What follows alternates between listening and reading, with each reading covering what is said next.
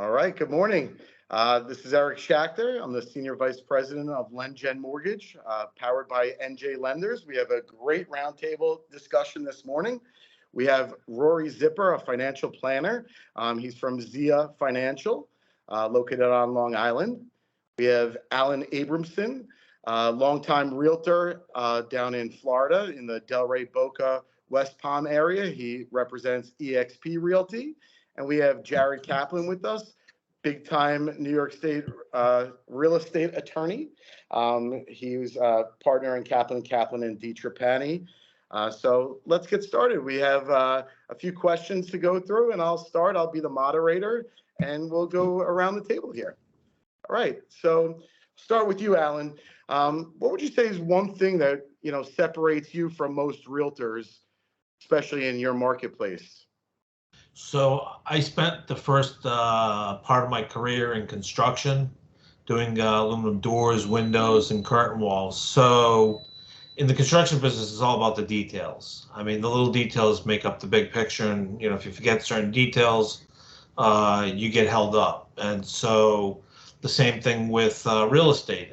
You're doing contracts, you're looking at homes, you want to know all the little details that go into making up what's the right offer, what am I going to have to fix or plan for obsolescence. So being able to pay attention to those details, I think, gives me an edge. Good stuff. I like it. We all need to have knowledge of more than just selling a property, so that's terrific. Thanks. Jared, how about yourself? There's a lot of New York State attorneys that do real estate. How do you separate yourself? I believe one of the things is, again, obviously attention to detail, as Alan had just said. But I think what separates us a lot is we have a very strong background, not only in law, but also in understanding the mortgage industry, understanding certain things like, will our clients get approved? Will the seller get approved? What decision should go into that, and help to advise in that way as well. That's great. Makes a lot of sense. Rory, how about you? Absolutely nothing. The reason why I say that is there aren't that many actual fiduciary financial planners that are out there. So what really separates us from the financial advisors, the insurance salespeople, the investment advisors is we're fiduciaries across the board. That's strong. I appreciate that. Let's stay with you, Rory. In terms of business planning and looking into 2023, you and your partner, are you guys doing anything differently going into the new year? From a marketing standpoint, we are. We're relogoing. We are using LinkedIn a lot more. We're going to more events. Most of our business over the last couple of years have come from referral-based marketing, but now we're trying to get out there and do a little bit more. We're hiring a couple of younger advisors that we can train and get them up to speed on what we do. So it should be a good 2023.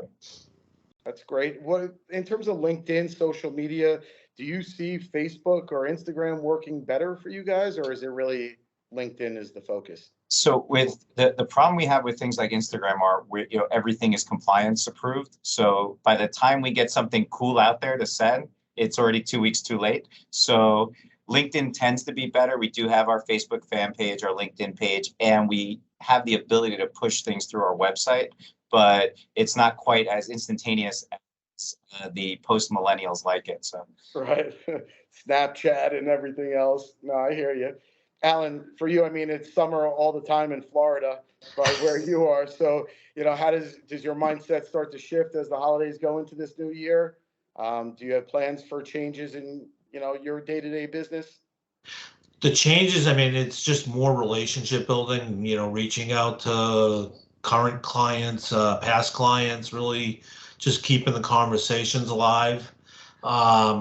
With what's happening in the economy, pre-May, you could put a listing on and, listed Thursday, and by the end of the weekend, you had 25 showings and 10 offers, and they were all overpriced. And, it was nice because you would just kind of like just go shooting ducks, so to speak, and you would land. Now it's a little more challenging. The homes are staying on the market longer, so it's cultivating more relationships and really showing the potential buyers that there are opportunities to be out there. I mean, the interest rates aren't the lowest, but at some point that had to change. But like I always tell my clients, so my first mortgage was a 30-year 9.5. You were psyched. So, yeah. But 2 years later, I refinanced to a 15-year 7.5. My payments stayed the same. I cut 15 years off, and then I paid the mortgage twice monthly, every 2 weeks. And, I knocked off another roughly 3.5 years. So, there's always ways to beat the mortgage, Yep. as you know. Yeah, it makes perfect sense. Even an ARM product, locking in for 7 or 10 years right now might not be a bad play with the idea to refinance at some point down the road. Absolutely. Great. Jared, I know that you guys added a new partner, Joe Faria. You're making some changes on the overall landscape of your company. Tell me a little bit what else is going on in your world. we in the past year we've expanded. We've added 2 partners. We added 2 more associates. We opened an office in Southampton as well. And our title company that we own, Appellate Land Services, is now moving forward into a national platform. We're now licensed in 38 states, and we're expecting big things. I think we are going to see a boom in the mortgage industry. It might not be in 2023, but when it's here, we will be ready. I love that. Let's hope for 2023 boom. I'm all about it. So for January 2023, but There you go.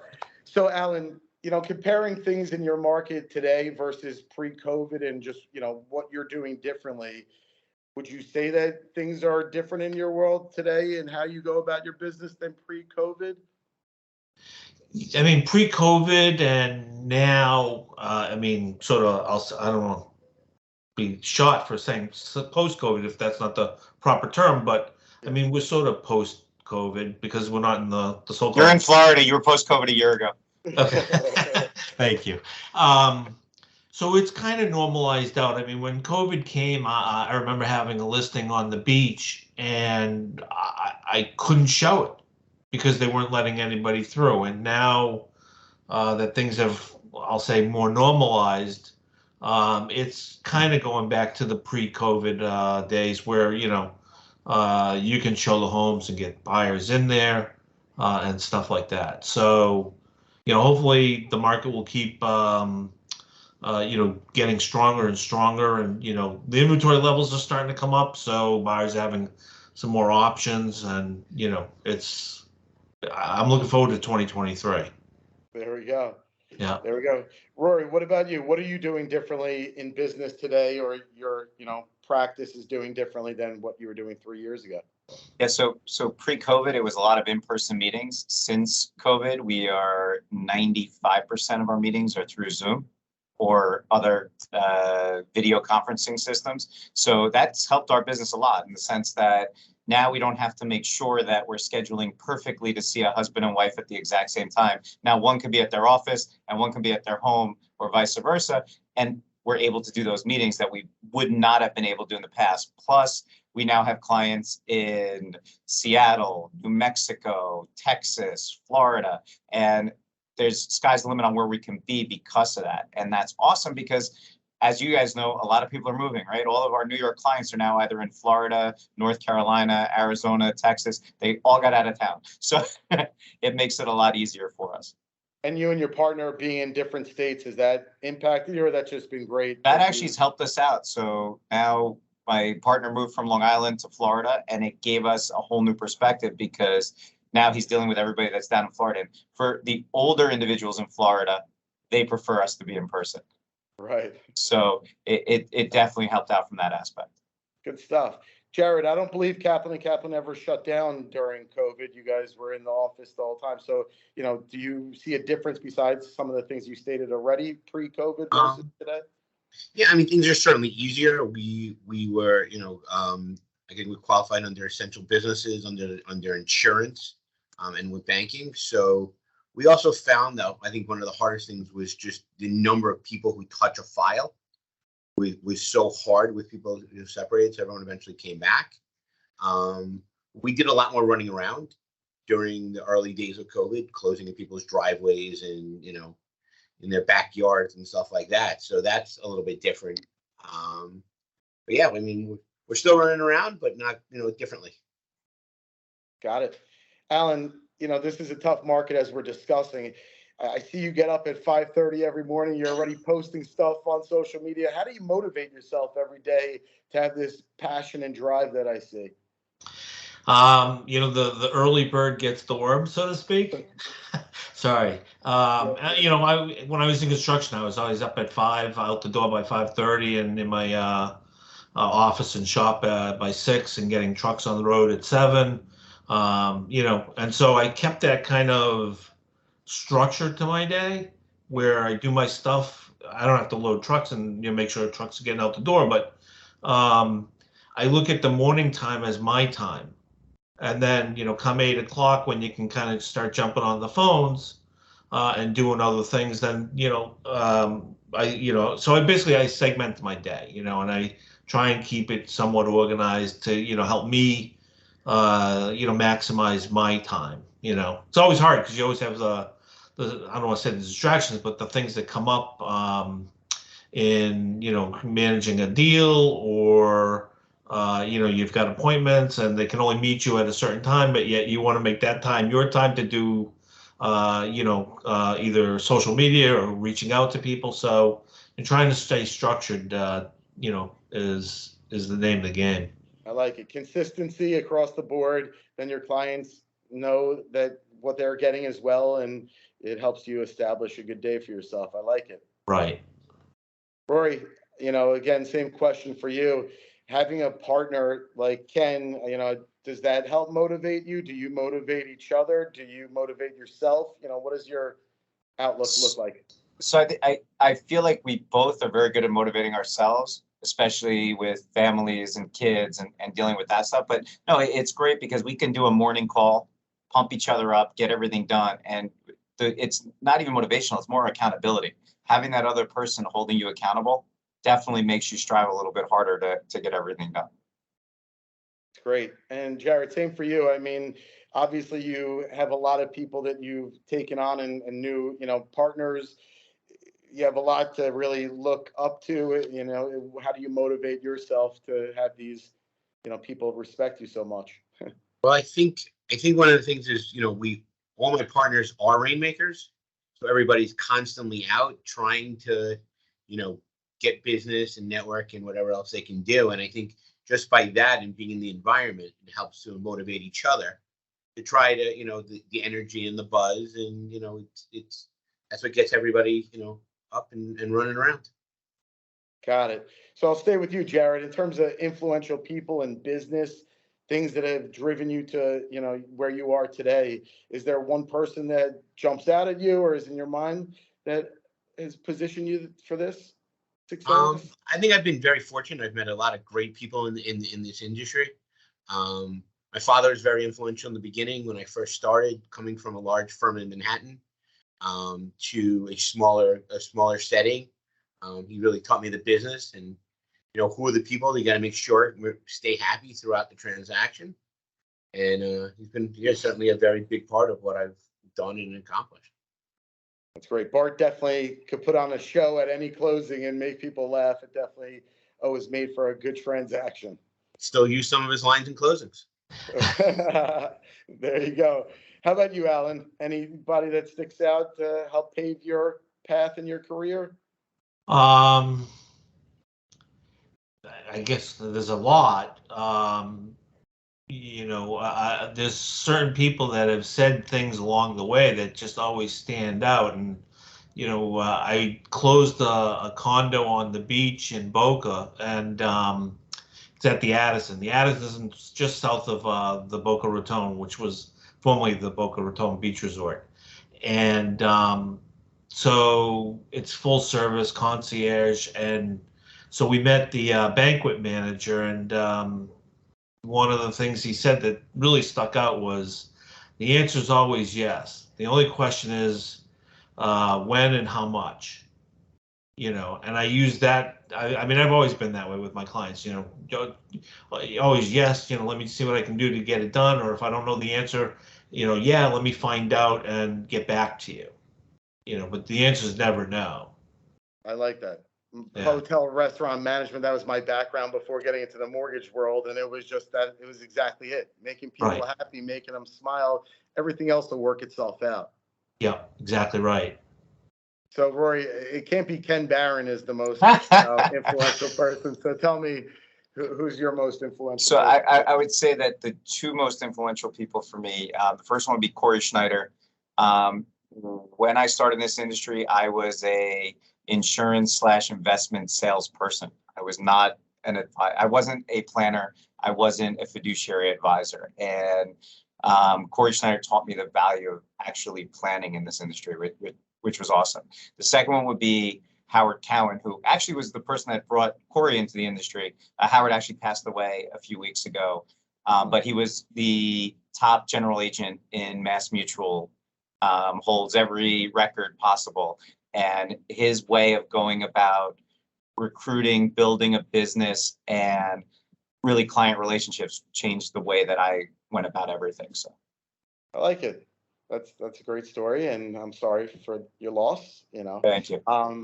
Jared, obviously in business we talk about all these highs and lows. Are there things that you maybe wish you did differently, or one thing that in your overall 20 plus years of doing this that you could have done differently? Yes, I mean, sure. I mean, there are certainly people that I wish I would have pushed harder to do work with. For the most part, I'm trying to think. Yeah, I mean, obviously we all have regrets and things that we didn't follow up on, that stuff like that. But for the most part, I'm pretty satisfied with what we've accomplished and where we're going. But yeah. Okay. Alan, anything that maybe you would have moved to Florida a couple years earlier, or anything differently that you look back at you should have in business done? Life is interesting. When I got into construction, I was actually starting a career in advertising in Manhattan, and you get to crossroads, and which way do you go? And since it was a family business, I went back to help my family. Do I regret that decision? No, I learned a lot about building buildings, and my knowledge of that, and just being in the when you're in the window business, you're not really in the window business, you're more in the water management business, because you want your water to go to the outside. So understanding those things has brought me to where I am today, and I feel that as an asset for sellers, buyers, and investors is huge, because I think I can see things more than most, because of my experience. Sure, did I want to go down the path of advertising? Absolutely, but it'd be a whole different world, and we wouldn't be chatting right now. So, and it's not a regret. It's always that I guess, dream in your head, like, okay, what would my life be like if I went down that road? Right. But I'm happy where I am. I love it. Life goes full circle, and I guess it all is a building block. So Absolutely. kudos to you to utilize all of your history and to get you to where you are today. Exactly. Rory, what about you? Anything that you would have done differently over the past several years, or that you look back at you could have done differently or should have? So I went to school for sports management with a backing in criminal justice and legal studies. I wanted to be a sports agent. That didn't work out, so I went to law school. Still didn't become a sports agent, so that didn't work out. So I went into finance, and I would say that my first 10 years in the industry were kind of all over the place. So no, I wouldn't change a thing. No, I would, you learn from every mistake in life, and you learn a little from every success as well. So I think I wouldn't be where I am today if I didn't go through that process. So no, there's nothing I would change. Cool. I like that. A couple more things, I just want to talk a little bit about, again, going into next year, since we're already at the end of the year. We talked a little bit about things that we're planning on doing, social media and stuff like that. But Jared, for you, is there any set plans that you're, going to be rolling out immediately? I thought, you had that new pricing tool and a couple other things. Yeah, we're trying. We actually hired our first social media director. I guess she's a digital marketing director is her official title. Something a little different we've never really done before. That's a lot more on the title side. But yeah, we're trying we're continuing, seeing the new advances in technology and how it can help us, and especially dealing with millennials and the younger first-time home buying crowd, trying to adhere to that, and that's what we're trying to do. Good stuff. Alan, how about you? Any different networking plans, or, do more open houses? I don't know. Is there anything that jumps out at you as plans for the new year? The open houses, they're always good. Depends on the seller. Some sellers want them, some sellers don't want them. So, you have to just work with what the client's, wants are. As far as what am I going to do? Technology is always changing, and trying to keep up with it. We've come a long way since, punch cards and, stuff like that. And the Right. more it changes, the more interesting it gets, I like that. Rory, how about you? Anything that really stands out for you that you got to implement? So this year we're going to try to do a little bit more client appreciation events. Thanks to COVID, obviously we weren't able to do as much face-to-face in groups. So we're hoping to get at least 4 of those going this year. Okay, that's a good one. I'm always here to be involved, that. So I'll just end it with just, quickly for each of you, how could, I get you business? How could we, what type of business are you looking for? Jared, as a real estate attorney, obviously you like a new relationship or a new loan, but Sure. How do I, get you business? I think introductions to, different referral sources, because obviously you're getting your mortgages or your leads from referral sources, and those same type of people are good people for my company, because they're looking for a mortgage. It's probably in relation to buying a house, and we represent buyers and sellers. So, or maybe an introduction to a new bank or somebody. A new bank, to a loan officer, to a realtor, to a financial planner. Anyway. Well, you got 2 on this call, so that's fantastic. Yeah. How about you, Rory? How do I think about getting you some business here? So we don't look for people based on the assets that they have. Now, we know that there's a lot of people we're going to start from almost zero and work their way up. So yes, we do have clients that are worth $20 million. We also have clients that make, $80,000 a year and are building a family, buying their first home, doing things like that. So it's not about the assets. It's not about the income. It's about, 1, do they want more for themselves and their family? 2, are they willing to learn? Because a lot of people out there, want help, but aren't willing to learn. And the last one is, they got to be nice. So if you have clients that are, smart, but willing to learn, care about their family, and are nice, then those are perfect referrals for us.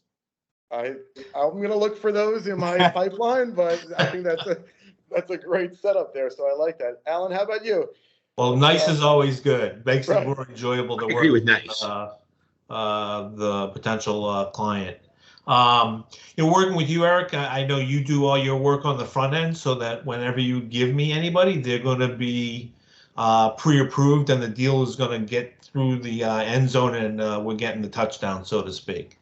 Yeah. So that's why I like working with you, because I know that it's not just practice. You know what I mean?